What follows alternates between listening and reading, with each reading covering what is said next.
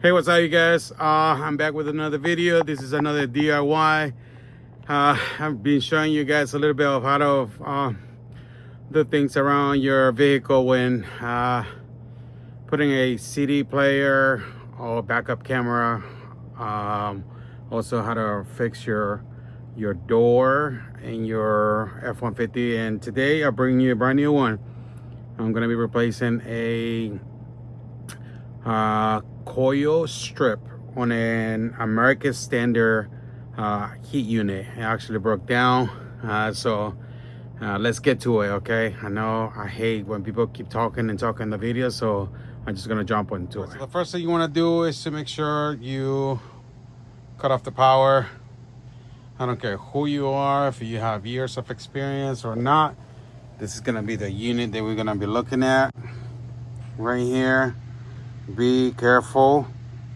This is something that if you don't feel comfortable doing, please do not follow my video. This is just for educational purpose only. Right, guys, so we're gonna start taking stuff apart. The tools I'm gonna be using is gonna be gloves, of course. This little sensor that tells you when it's electricity, it will beep red, and also my drill with an extension. This is gonna have 4 screws, one up here, one down there, one over here, one over here. They usually put this type of tapings around it just to secure it from air leaking and whatnot. So I'll have to strip it out with a little knife and stuff like that just to cut it out. And we're gonna get to work. All right, now that I took off the door, now when this that's when this handy dandy thing comes along. What you want to do is you want to put it inside just to make sure there's no electricity where you can get shot. You don't want to be calling 911. I will show you a little bit of what I'm looking at, get you a little closer here. So that's what all the cables, how they look. I will highly encourage you to take a picture of how your cables look before you start messing around with anything, because it helps you in the long run. I will put a picture of the description if you can. I'll pause this video so that way you can have an idea of what you're gonna be touching. Now, if you don't have one of these dandy dandies to check, just make sure go like this. Do not go like that, just because if the cables happen to have electricity, the first thing your hand is gonna do is hold it tighter. So you want to do it with the back of your hand. All right, let's keep going.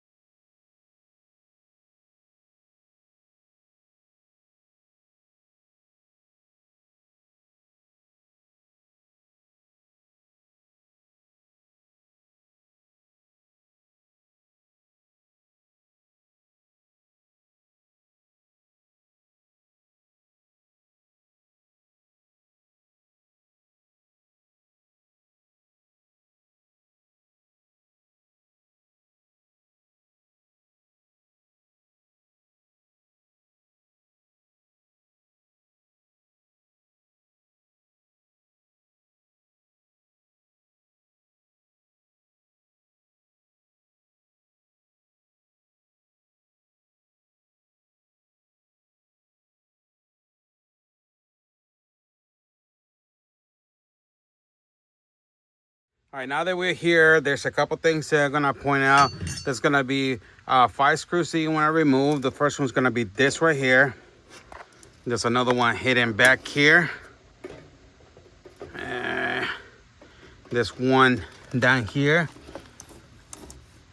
And there's gonna be another one right there. So you wanna remove all those screws so that part can come out. Unplug any cables that you need to plug. So you can just replace the whole thing.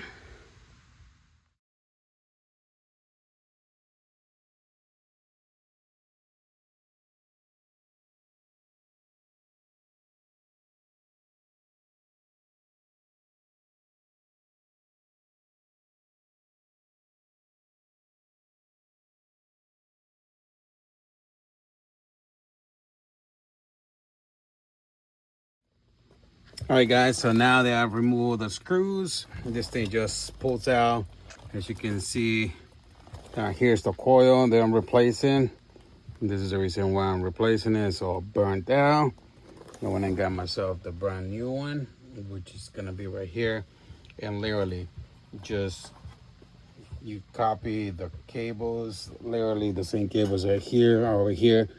So this is why it's important for you to have the correct coils that you get in. Make sure you take the unit number so it's much easier for the place where you're buying the parts. Give you the correct coils. So here's a new one, and we're just gonna swap it, literally.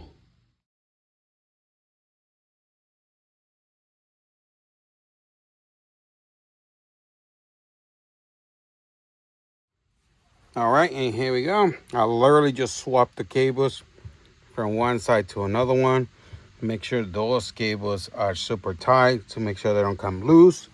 And now the only thing I have to do is remove the old wiring from here, which is literally only 2 cables that we have to unhook, which is the white one and the blue one, which are right here already.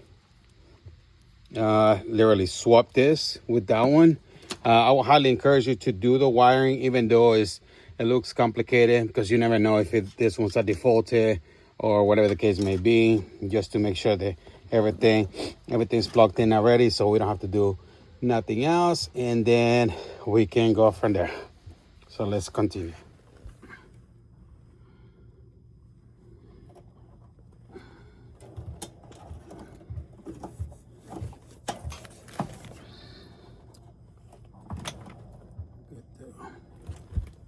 The blue one.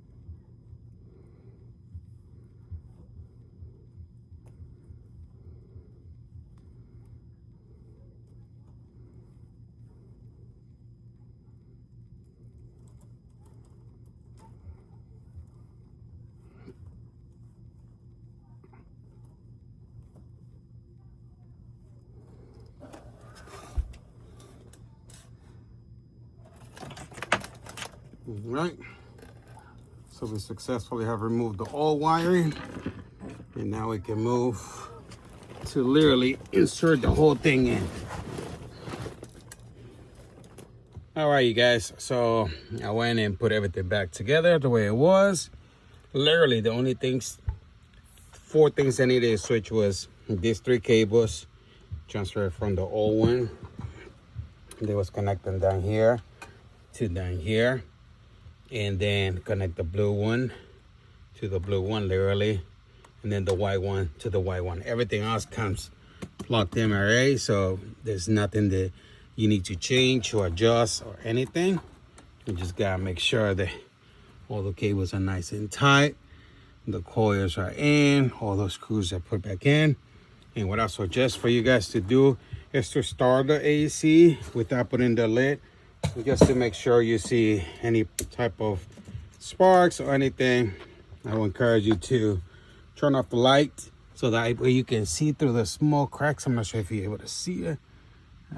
Those crack right there, it should start glowing red, which will tells you that it's actually the fan is working and it's blowing hot air. So gotta check everything, make sure. All right, I'm gonna go turn off the lights and see if it fires out. All right, I just turned the power back on. So in a second, this fan should start running. And once the fans start running, that means that the coils are gonna start getting hot, and it should begin blowing hot air. Once again, like I said to you guys, I'm using this little handy dandy tool. Now if it lights up, that means it has power. Then now put your hands without disconnecting the power, because you literally will fly away. There it goes. It's running.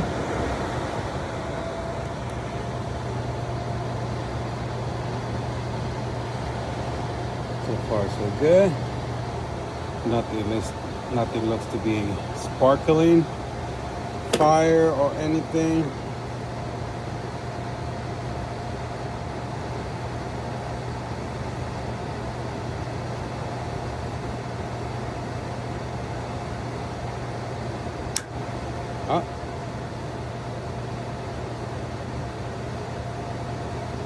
You hear the click? That is basically stating that it's getting warm up. So we're gonna go check. You can't see the flame or nothing, but we're gonna go check downstairs to make sure that everything's working properly.